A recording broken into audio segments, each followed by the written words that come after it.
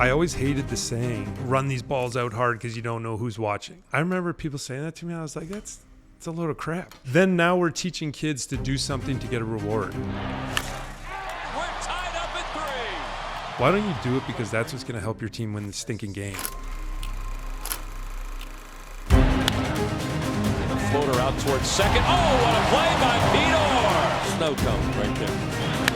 Grounded right side. Diving stop by Orr to his feet. Throws in time. Right on the money there. Why do I run a ball out hard after I hit a ground ball? It's because that puts pressure on the defender and he might make an error. That's why I run hard. Peter Orr's coming around. He will dive in. He is safe. All right, welcome to another episode of Conversation, and I'm joined by a good friend, Pete Orr, who's had an extensive career in baseball, 9 years in the big leagues, 16 years in professional baseball in general, and a current Milwaukee Brewers scout right now. So welcome to the show. All right, appreciate it. Yeah, it's been, I've known you for, I was counting, I was trying to remember when we kind of first met. It had to have been in the 90s sometime. So we're talking 20 plus years that it's been since I've known you. And I've seen you back when you were with the Ontario Blue Jays to when you signed with the Atlanta Braves how old were you? 19 years old? Might have been 20 or You're 19. old, a I little can't older? even remember. It was Oh, yeah, you went to 99. Galveston, right? I went to junior college in Galveston, Texas for 2 years. Right. And then signed out of there. And, Yeah. it's kind of a weird route to take, but I guess it all worked out in the end. How did we meet? I'm trying to recall it, but I don't. I think the first time we met, I was home from school, and I was gonna go throw BP to the next group, Ontario Blue Jays. I think at Bob Smythe's place in Etobicoke. Right. And I remember being introduced to you and Scott Thorman in there, and then probably the next time we would have met was when I was actually signed with the Braves in extended spring training, and you were part of the national team. And I think Lowen was. Yeah, Lowen was there. I want to say that was the second. Yeah, it was the second year. That would have been 2000. Yes. Does that make sense? 100%. So that's the only year I would have been. Yeah. So. I remember you, Thor, and Lowen. I apologize to anyone else I'm leaving out here, but those are the only three guys I remember. But those are fun times, man. I can remember like it was yesterday. I honestly can. I can remember there was a pitching coach from the Toronto area that I knew that he was talking to me about Lowen because we kind of hit him around, and he's like, "Oh, you won't believe what that kid said to me," and I was like, "Well, what?" I asked him what was wrong, and he goes, "I don't know. I've never been hit like that before." And he goes, "You've never in your life been hit around before?" And he's like, "No, never." So I guess it took that's gold. grown men to do it against a teenager. But Wow. Yeah. No. So going back to your baseball start, you born and raised in Newmarket, Ontario? yeah, born I guess in Richmond Hill Hospital, but my whole memories are Newmarket. Grew up in Newmarket and. Loved it and was lucky enough to play on a good baseball team in Newmarket growing up and a great coaches and from there went Ontario Blue Jays on to Galveston College like we talked about. I was actually drafted by Texas out of high school, but they didn't really have interest in signing me, so I just draft and followed Yeah. that never got followed, and then just went on to and then like we talked about went to the Braves from there. So how do you go from? I guess you're a hockey player growing up. Yeah, I just played both. Like back in the day, I think it was a lot easier. You just played whatever sport was in season. They didn't conflict. So when it was nice out, we played baseball. When it wasn't, we played hockey. It was Well, I that imagine simple. like hockey was the most dominated sport growing up, especially in the 90s. At least that's where I came from. I would imagine it's very similar, but you've obviously played hockey as well. But how do you choose between one or the other? Do you remember when you had to make that decision?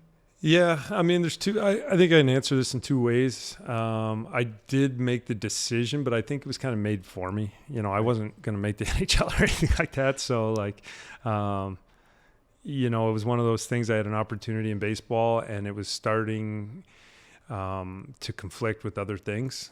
And that's kind of when baseball became the choice. It was like, well, if I want to do this, I'm not even actually here to play these other sports. So that's when direction was focused solely on baseball. But I think it kind of gets made for you. And I still think that does happen. Like, there isn't very many.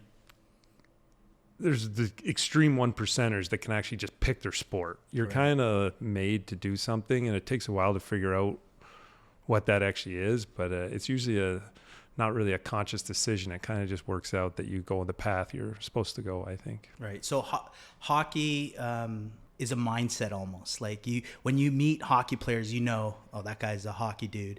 And I feel like Canadians have that same. Canadian baseball players, that is, they have that same mindset because they grew up as a hockey player, but they almost like translate that into baseball, where if, let's just say, someone in the US seen a Canadian ball player, they have this stigma, this stereotype of, oh, that guy's a grinder, but it's really kind of like that hockey mindset. I think there used to be. I don't know how much of it's around anymore, but definitely used to be. And now that I'm older, I kind of realize what that might be. I think the sport of hockey, one of the most amazing things about it is you have to quickly adjust and overcome failure. Right. Like, it's constant. The best players in the world don't play a shift where something bad didn't happen. They turn the puck over, didn't take a pass. Like, it's instant. You got to just get over it and move on. And I think that's the stuff that Canadian kids took to baseball. As you know, baseball is one of the biggest failure sports, or it is the biggest failure sport in the world. So just the ability to fail and move on, I think, is what hockey gave Canadian baseball players, for sure. And that's how you feel contributed to your career? Or looking back on it, I mean, obviously I had no idea. Mindset. I had no idea that's what it probably was back then. But now that I'm older and I have kids and I actually help coach kids hockey, and you just see it. That I'm like, oh, okay, now I see it, but I had no idea that was the case when I was actually playing baseball. Right. Just played. Yeah, you just played, enjoyed it, and then you kind of use that to your advantage well, you didn't know it at the time, but you just kind of play that way. And that goes on to show what type of player you were, because I followed your career just as, a friend and a fan, any Canadians you kind of follow, see how they're doing. And you were able to play 9 years in the bigs. I know you always, knowing you're always like, it was nothing. I'm just whatever. But 9 years in the bigs is something. Was it 9? I think it was 9. I calculated 9 years, 9 seasons. Well, geez. Might have been only parts of 8. So okay. So I'll say that to people around, and they're like, "Man, why aren't you rich? Because you played 9 years in the big leagues." I was like, "Well, it was a lot of up and downs, but yeah, I guess so." Like, to go back to what you talked about earlier, that making a conscious decision to play. I think there was never a conscious decision to be a baseball player. It was just, hey, do you want to play here? Yeah, sure. Or like, who's going to turn that down? And you just kept going somewhere. Somebody kept asking you to play, and you just kept playing.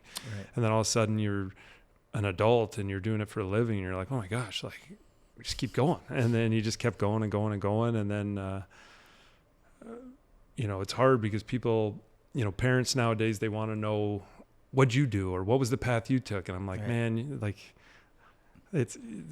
there's every baseball player's path is different, and every individual is different, and I don't know what happened. It just kept going. So do you think there was anything specific that kept you around the game? Like, what kept you around? Because there's a lot of, obviously, players, and your role, you played on some pretty good teams with good players, and every time you filled in your role that you played, I feel like you found success. You played that role really, really well, where you were getting playing time for someone who was a utility player, because they knew that, you're able to hold your own at the end of the day, right? I don't know.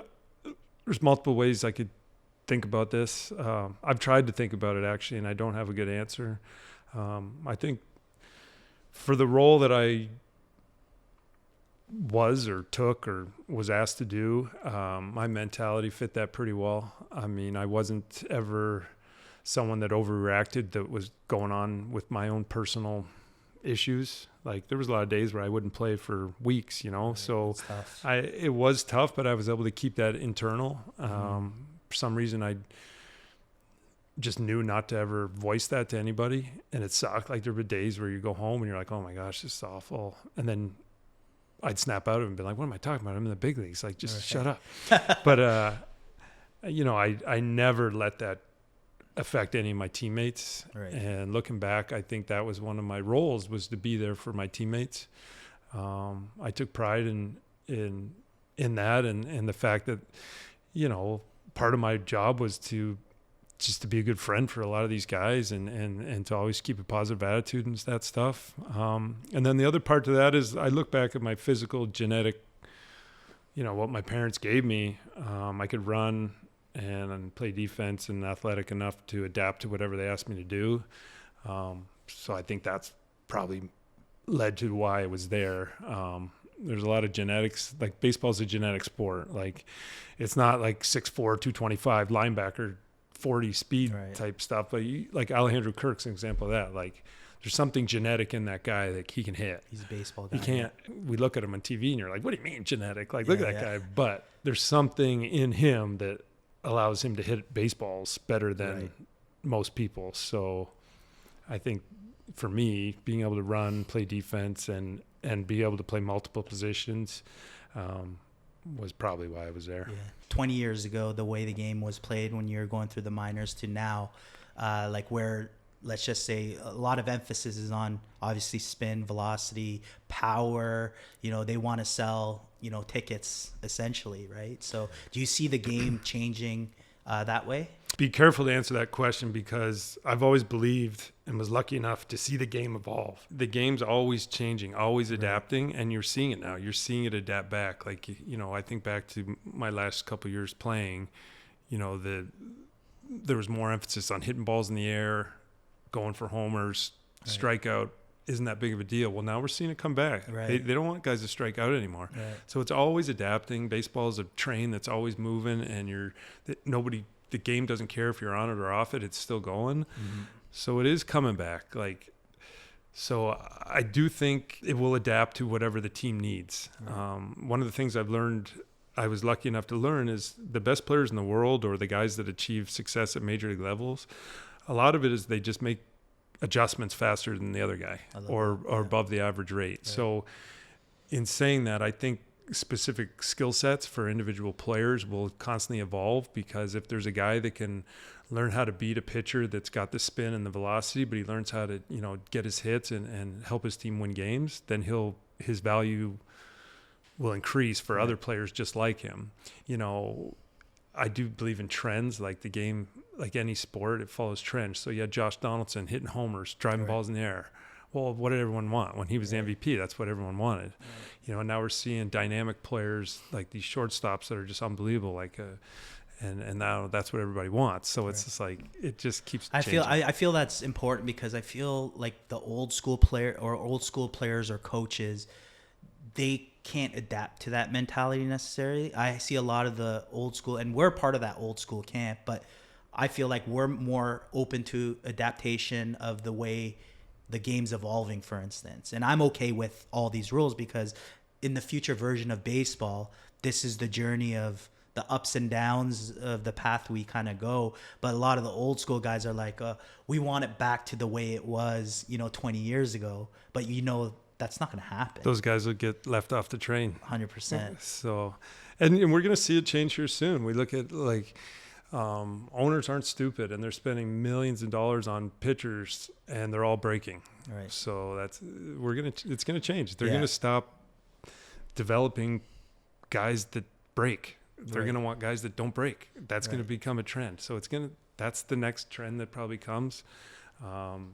It's just going to constantly evolve. It's going to keep going. Oh, I love that. Okay, let's switch gears to Team Canada, because it's obviously a special place in my heart. Baseball Canada, Greg Hamilton, what he's done for baseball in Canada. And, you were a player as well as a coach now. But as a player, do you remember your first Team Canada trip? I do. This is hilarious, because I wasn't, when I was a teenager, or would have been grade 12 age or 18U, a lot of things were changing. So our year, the kids born in 1979 weren't eligible to play for the national team because we played in some. It was like an illegal team. It was like a big deal. But we all the guys from around here, we all said we're all going to stick together and play on this Blue Jays team, which was great. We had a great experience. But anyway, I didn't get that junior team experience, and then I'll never forget it. Stubby Clapp was with the Braves, and I would have been. He was in AAA, but I would have been in like A-ball, low A. He was with the Braves or Cards? He was with the Braves. He just signed a minor league free agent. Okay. And I was in Myrtle Beach or something, I think. And he's like, so excited for this trip we were going to go on, or the Canadian team was going to go on. And then the end of the season comes, and then I know like this camp's going to start, and nothing, crickets. I was like, I didn't make it.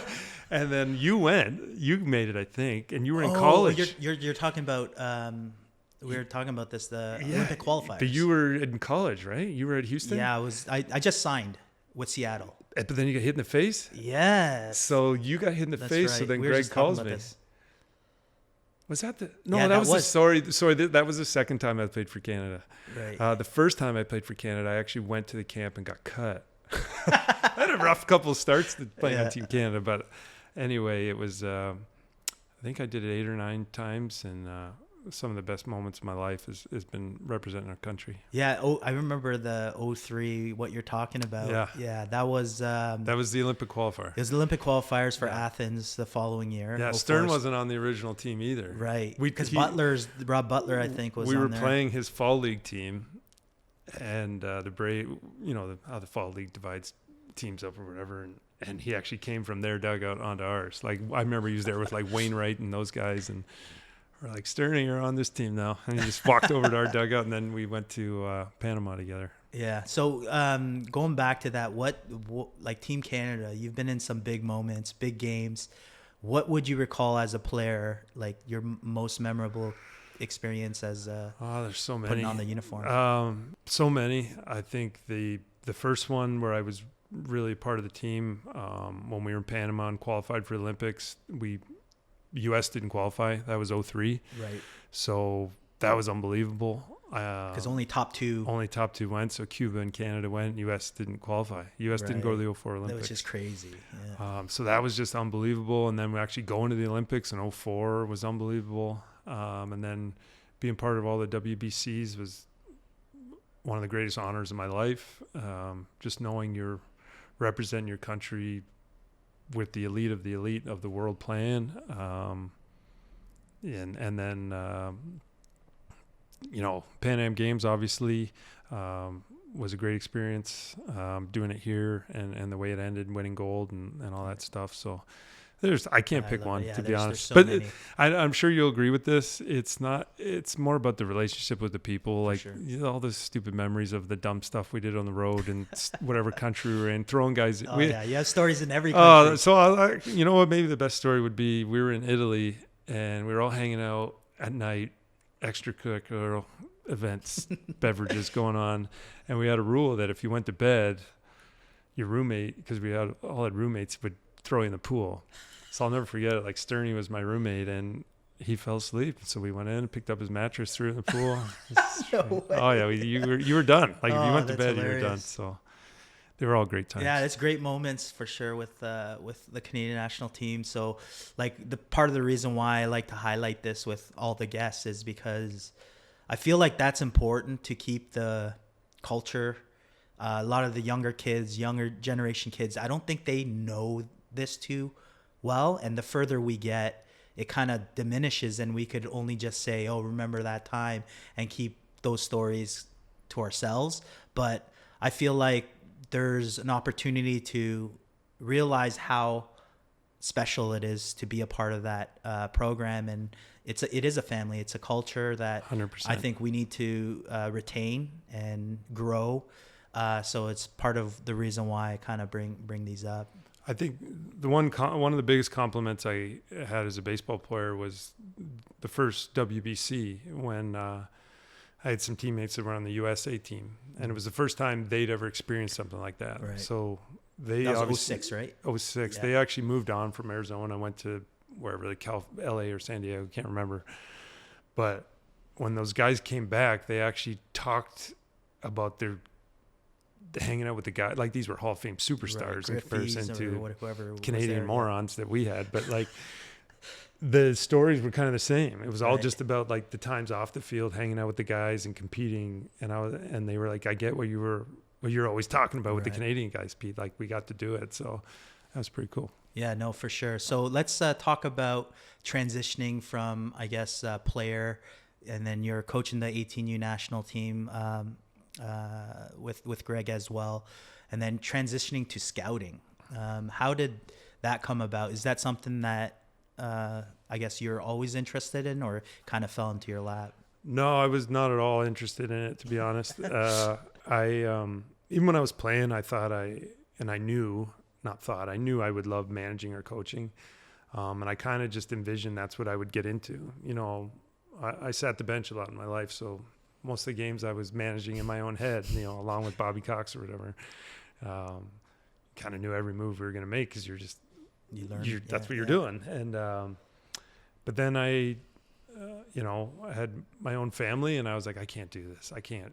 Right. You know, they followed me around for 16 years. I can't try another path in this. Like, I had my opportunity. It's their time now. And so I didn't go into that. And I was like, I don't know what I'm going to do. And then my wife was like, you're miserable. You got to get out of here. And like on that same time, a former teammate and good friend reached out to me about scouting. And, before that, every opportunity I had in the game was to manage or coach, and I kept turning him down. And it was just professional scouting, and he sold me on it, and I bit. And since then, I've been with the Brewers, and it's a great group of people, and they've been,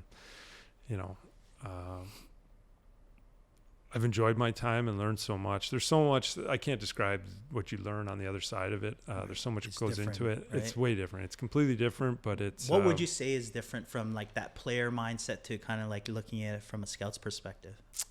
You actually learn what's going on behind the scenes when you're playing. You have no idea, and you shouldn't really. Right. And then right away it hit me how much goes into it all, and it's unbelievable. Like, I can't sit here and describe to you how much goes into a major league organization. It's nuts, and in the amount of man hours and money and time and resources, it's crazy what goes into a Major League Baseball team that produces, a major league game on a Thursday night in Milwaukee, Wisconsin. It's nuts. But so learning that side was the most eye-opening thing my first year, and then from then on, it's the same thing as kind of playing. It's the people. You fall in love with the people. They're great. Right. There's so many respectful avenues or people you meet from different avenues to get to where they are today. When you're playing, basically everybody just played. You either played in high school and you were really good, and somebody signed you, or you went to college, whatever. Like, or you're a Dominican Venezuelan guy that came from that avenue, but. On the other side, people come from everywhere and every walk of life, and it's pretty cool. What about the scouting philosophies? Like, what do you look for? Like, what's your kind of like? How do you tell a player, okay, this kid has potential. This kid is interesting. Let's just say from a professional standpoint. Well, I think the easy ones are you just look at the physical tools. I think anyone could do that. I think my mom could do that. If you see a stud. Right. Playing a sport that they're meant to play. But if they're looking for that, they have to know that that's what they're looking for. A lot of people don't know. They see, oh, this guy's a good baseball player. That's it. Right? I think you can learn that. You can teach yourself how to learn and look for that stuff and recognize it. For me, though, it's more than that. It's just I'd like to watch players and just see how they play the game, and it kind of hits you the same way would anyone that kind of played. You just stuff hits you like, oh, I think this guy could do it, and this is why. I always have to have a why in my head. I can't just say, no, that guy stinks. Like, to me, I got to say why he stinks. I got to justify it. And the same thing if he's good. You got to justify why you would be passing that information on to someone else. Because the one thing you learn in scouting that I've learned that really humbled me that I didn't appreciate enough is really all you're doing is communicating what you think to someone that's got to make a decision. Right. You know, like I'm not making the decision. I am giving my opinion and my, you know, my career in this game, you know, what I've learned and trying to pass it on to someone that's actually making the decision, which is a whole nother level of it, right? Like that's so. How far do you look into the intangibles? So let's just say I see a kid and then he's a stud, but then, you know, his body language, his attitude sucks, for instance. I think the guys, that's where the advantage of the people that play the game have over the people that didn't. And I'm not saying you have to have played the game to be a good scout. I'm not saying that at all. Some of the best evaluators and managers of this game or whatever didn't necessarily play. Right. But that is the advantage playing gives you. Like I don't have to. I can just watch a kid, and same you could watch the kid and you can kind of tell I can't describe it very well, but you can just kind of say like, well, this is why this will work, right. Or this kid has the ability to do that, or this skill set that he has will play. The one thing about baseball is you just have to do something that's going to help a team win. Right. Like if you have a skill set that can help a team win games, you have value. Right. And it doesn't mean you're the best player on the team. It just means your specific skill for what that team wants you to do could help that team win. Right. And maybe you're more valuable than the guy that's actually a better baseball player than you. But you know, that's why we see guys that can pinch run. Right. We see guys that can just, you know, catch or play infield. I love that because I feel like a lot of players try being someone that they're not because they see it maybe in a peer or someone on Instagram or, you know, in the big leagues. They try to become a player that they're not, and they don't realize the value that they bring is totally different from what they see. And I think part of that is self-awareness, understanding you as a player, your skill sets, and how you're helping the team win. So I'm glad you touched upon like helping the team win, because I remember I was talking to Stubby, and the way he's seen it was every day he shows up to a game, it's like, what can I do to make my team win? Do one or two things that can help my team win and just focus on that instead of, oh, I got to go 2 for 4. I got to go 3 for 4. I got to do these things where it's more from a selfish standpoint as opposed to, hey, if you focus how you can bring value to the team, your success as a baseball player will flourish rather than trying to do everything yourself. Yep, 100% agree. And so that's part of the scouting. If you can identify, that's because the studs are easy to, you know, they don't, they don't need scouts to go over the studs. It's just, like I said, someone that's making a decision has to decide how much money or where they want to take that guy. Right. Like the real scouting is identifying what you talked about. Mm-hmm. What does this guy have a unique ability over someone else that could help the team win the game? Right. No, that's so important. Like for me, it's like that's what I preach to my kids when I coach them. It's like it's not about necessarily results. You could go 0 for 4 and have a tremendous game. It might not show on the stats, but scouts see that. Scouts see what you do, and they're not necessarily worried about the results at that, especially at that younger age.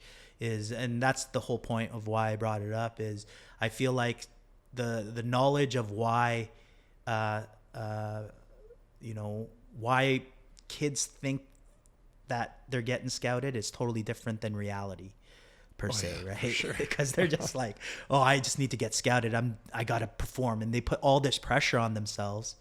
But it's like, hey, just play like you normally play, help the team win. And that's all you need to do, really. Right? Well, even Greg Hamilton will say this to the junior kids. You've heard him say this. So for the people listening, these are the best 17, 18-year-old baseball players in the country. And there is pressure. There's scouts there watching. And Greg will remind these guys, it's not about what you're doing when you make the plays. A lot of it is what they're watching you, how you react to what happens after. You made an error. What's the kid doing? Is he crying? Well, I don't want that guy. Is he like, hit it to me again? I'll take that guy. Right. Like, so those are the scout things that I don't think players know. And you can't know. Like, a lot of this is, we sit here hindsight. We didn't know that as a player. No, either. Yeah. no. I was lucky enough. I didn't know anyone was ever watching, really.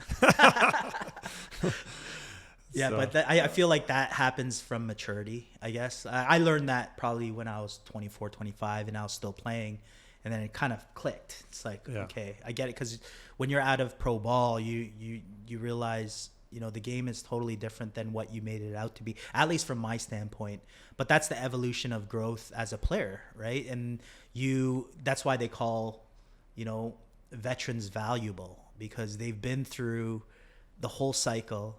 They understand what actually sticks instead of all the stuff we look at when we're 18 years old. We want to throw the hardest. We want to run the fastest. We want to do all these things. But in reality, if you want to be successful at baseball and you want to play the game for a long time, because most people don't realize when you in college professional baseball, next year could be your last year. Well, I'm going to go back to what you asked me a question earlier, like what my skill set was that made it. And I don't, this is hard for me to say because I don't like talking myself up or whatever. Oh, but talk yourself up. I was lucky enough to not play the game for a reward. Right. I just played the game. My dad or whoever taught me how to play the game taught me to just play because that's what you're supposed to do. So I always hated the saying, and I think anyone that's played the game at a high level has heard is, run these balls out hard because you don't know who's watching. Right. And I remember people saying that to me. I was like, it's a load of crap to me. Yeah. I don't want to offend anyone that ever said that to me. So, but then now we're teaching kids to do something to get a reward. Right. Why don't you do it because that's what's going to help your team win the That's stinking the standard, game? yeah. Like, why do I run a ball out hard after I hit a ground ball? It's because that puts pressure on the defender, and he might throw it away. Right. He might make an error. That's why I run hard, not because I'm going to run a 3-9 to first and some scout's going to watch. Right, exactly. So that's where that's 100% the point of why I brought it up, because it's what actually matters as opposed to what the illusion is. And I think part of our development and helping young kids succeed is to have that transparency of, hey, this is what scouts are actually looking for. Obviously, there has to be the physical talent that you need to possess to be able to be athletic enough to play at that speed of the game. So if it's professional baseball, it's very fast. So if you don't have the physical tools to necessarily play, then you're going to struggle just based on speed, right? But that's also why I love baseball is you got different levels of baseball. Maybe it's not Major League Baseball. Maybe it's an independent pro team, whether it's I don't know what they're called now, like Northern League or any independent league. There brings value to playing for a team like that. It's not like Major League Baseball is the end all be all and we have to get there, and if you're done baseball and that didn't work out, you're done. Yeah. Right? And because there's a lot of good baseball players still out there that don't realize their potential because there's nowhere to play. Right? So for me, it's about, not necessarily making the major leagues as your goal, but playing at the highest level of baseball that you can physically play at. And challenge yourself at that level rather than saying, hey, if I didn't get scouted, if I didn't get drafted, if I didn't sign a pro contract, my baseball career is done. And part of that illusion is what we feed our kids is, hey, you got to get that scholarship. You got to get that, pro contract. But for me, as an evaluator, the older I get, I'm like, well, what did baseball teach me? And you know this. Baseball is a game of failure. So adversity is one of them. Discipline is another. Working with a team is another. These are all skill sets that you're to bring along in life that is very valuable, right? So to me, that's, as a coach, that's what I want to coach my kids, whether he got a college scholarship, whether he signed a pro contract. In youth baseball, if we send that message of, hey, this is the realities of baseball, you could enjoy the sport, but at the same time, it's a way that we could develop, right, as a person, as a human being. And I think that's where we kind of miss the mark on development, whereas college baseball, Major League Baseball, that's a result of, your hard work, and not everybody gets to necessarily experience that. But that doesn't mean that it's a wasted experience. And I think the one thing that gets left out quite a bit too is you better love the game, because you talk to anyone that played at a high level, and by high level I mean a strong college program or minor league baseball, and then obviously up to the major leagues from there. It's not only is it just about failure, it's about it sucks. It'll crush you if you don't love it. Right. Because if you love it, you'll get back up and you'll do it again. If you don't love it, you'll start saying, why am I doing this? Bitter. You get Or bitter. you get bitter and you're like, well, why? What am I doing this for? And you'll realize there's very few major league players that don't love the game. Like I don't like, obviously in this city, Vladdy and Bo are the guys, right? Right.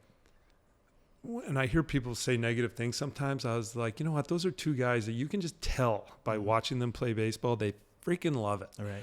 And so, like, I'll back those guys. I don't know them, but they play the game like they love it. Right. So I think they're going to be fine. Right. Yeah. And I think the Blue Jays will be fine because their two best players love the game. And Barrios, he's one of their best pitchers. You can tell that guy loves the game, and that goes far. Yeah, no, 100%. Like, I think people don't realize that. Like, you can't stick around if you don't love the game because the game is gonna slap you in the face. It'll freaking. Yeah. I was an actual victim to that, and that's part of the reason of my evolution and growth. Why I quit baseball is because I was the victim. You know, I was always the victim. I didn't take it within myself and, you know, love the game. But as I left the game, I started falling in love with the game again. And I got into a team, and, you know, Brantford Red Sox, you know, brought me that love again in terms of baseball, because you start playing it, you know, the way that you know it, and then you start having a different perspective on it. So, like, I totally get that point, and it's so important because there's kids out there that, you know, put so much pressure on themselves and they focus on the wrong thing. It's like, hey, enjoy the game, love the game, put in your work that you need to, and hold yourself accountable to these things.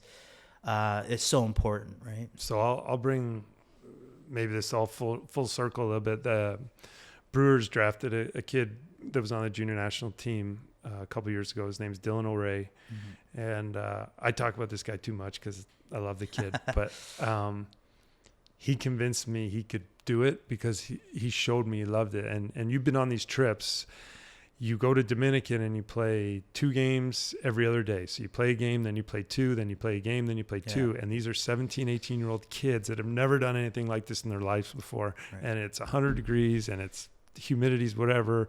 And the food, your stomach's not doing too well because you ate something you shouldn't have ate. But anyway, I'm watching this kid play on this trip, and he's stealing bases every day. Our other second baseman got hurt, so he had to play way more than he should have been playing. Right. And he was just going nuts. And then I'm like, Dill, are you going to kill yourself? And he's like, Pete, I love it. I want to do this. That's awesome. And then I was like, all right, well, let's do it then. So we drafted him and signed him.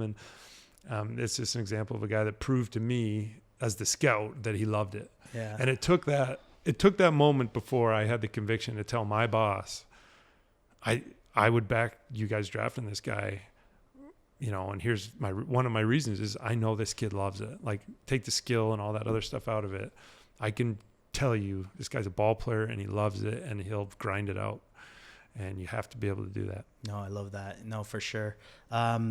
Lastly, I want to talk about staying on the subject of scouting, and this may be just more of an opinion base. I'm a huge Jeferson Quero fan. I think I think he's the future of like I've followed his career in the minor leagues. You know, like if I were to say who's the closest next up and coming to Ronald Acuna Jr., his name for me at least would pop up just because the tools are definitely there. Obviously, the young age, doing it at such a young age is pretty impressive, just like Ronald Acuna did. But what's your take on Jeferson Quero? I think the one thing you got to remind yourself in our baseball world when you work for a professional team is it's a business. Right. And the one thing I can say about that guy, he's entertaining as heck to watch. So when you come to a stadium and you pay your money, you getting your money's worth when you watch him because it's entertaining. Right. I'll never forget the first time I saw him. The Brewers asked me to go look at our Carolina team before the draft they like to know, teams need to know what they have more so than they need to know what other teams have, because when you're trading, you're giving up assets, obviously, so you don't want to give up. Not that we were going to trade this, but this is my first time seeing this kid, and I think he just turned 18, and he's playing against guys that are 3-4 years older than him. And I was like, this is ridiculous. And then the coolest thing was to sit back and be like, he's a Brewer. Like he's on the team I work for. Like he's like, usually majority of times you see those guys, they're playing for someone else, like Yankees or Dodgers or something. So it's like, oh man, he's ours. And it is exciting. I mean, he's got the great combination of athleticism, power, and a love of the game, clearly. The fact he can just drive balls oppo for homers at that age is in the major league level is ridiculous. Right. Like when you think about it that way, I remember one of the early on when he was 18, I'm watching him and they're like, oh, we don't know if the power's going to come. I'm like, he's an 18-year-old kid that just hit a ball, no doubt or oppo homer to right center. I'm like, what do you mean? What like, 18-year-old kid does that? Yeah, that's not normal. Like that's the elite of the elite nobody can do that. Right.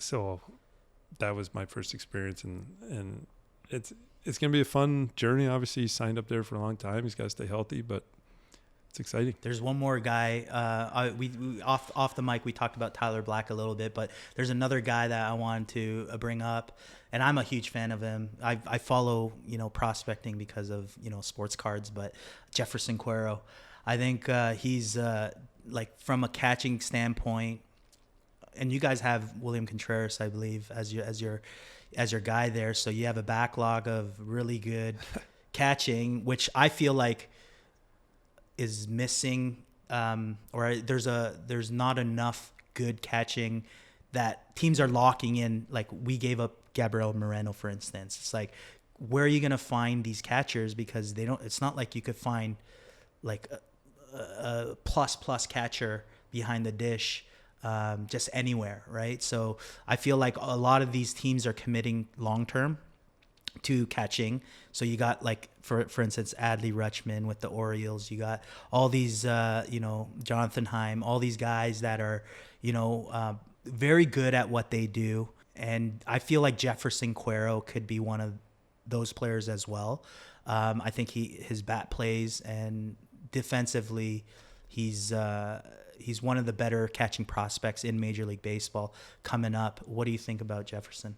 Yeah, I mean, agree with everything. He's hurt right now for a while, but he'll be back. I agree with everything you said. The one thing I'll add on the catching side, why it's hard to project them as much as like say an outfielder or shortstop, is so many more intangibles that goes into the catching position. Right. I mean, it's obviously got to have relationships with the pitchers.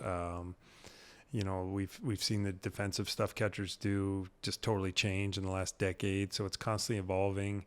You obviously have to have the ability to catch and throw like a shortstop, like have that hand-eye and quickness, but you have to do that while getting the crap kicked out of you every day. Right. Like I never really caught. I was a third catcher on some teams, but never really did it. And the grind that those guys go through is unmatched. Yeah. Like foul tips and just getting up and down that many times and going through that it can destroy some human beings. So I think that's why it's so hard to, find the right one and lock him up forever, because there's just so much that goes into it. But I think he's definitely, the Brewers definitely feel that way. I think everybody loves him. Of course, yeah. So, and I don't know him that, I think I shook his hand once, but so I don't know him per se, but the other cool part of it is everyone just has so many nice things to say about the character of the kid. So it's all positive. Yeah, no, I'm excited to see him. I actually chose the Brewers to win, at least their division, because and this is after the whole Corbin Burns news, right? So I just believe in the team that they're building, and they're playing well right now, but I think they're deep. Their minor league system's great. I think you guys are doing a really good job, along with teams such as like the Orioles. They have very deep. The Padres are pretty deep in their prospecting, so I think that plays a big role too. But I'm excited for Milwaukee. Yeah. What they did some unique moves in the winter, and I think the Hoskins move was pretty cool. Yeah. To bring in a veteran like that to that group is amazing, and what he brings is, just going to be so valuable for that group. And then obviously Adames is the man at shortstop, and then Yelich seems to have made some adjustments. I called it, and Clark's right here. I called it, Clark. I said Yelich is going to have a year. And he's like, what? He's like, hot take. I'm like, no. I think we forget sometimes how much pride these guys take. Yeah. You know, this guy went from an MVP to, you know, maybe you could call the year he had not too long after, maybe considered below average for a corner outfielder, making that much money. And there's some pride that goes into that. And this guy said, no, man, I'm a stud, and I'm going to freaking prove it to everybody. So he's got off to a great start, that's for sure. Yeah, no, I see him as a 300 hitter, 30 home run guy, and hopefully he's back to his regular self, because the talent is definitely there. And that's how guys get better, though. At the end of the day, they have to deal with failure. So it's either he sails it in, or if he has that attitude of, you know what, I got this. And that's what we kind of hope for in Christian Yelich. So yeah, like it's exciting to watch, because if he clicks, then I really like that Brewers lineup for sure. Yeah, ready to go. Need the ring. Yeah. So no, look, Pete, I appreciate this time. This was an awesome conversation. I know your time is very valuable, so I appreciate you taking the time to come down all the way from Newmarket, Ontario. I know it's that a 12-minute drive. It was a tough one. Yeah, but thanks for coming on the show. All right, appreciate it.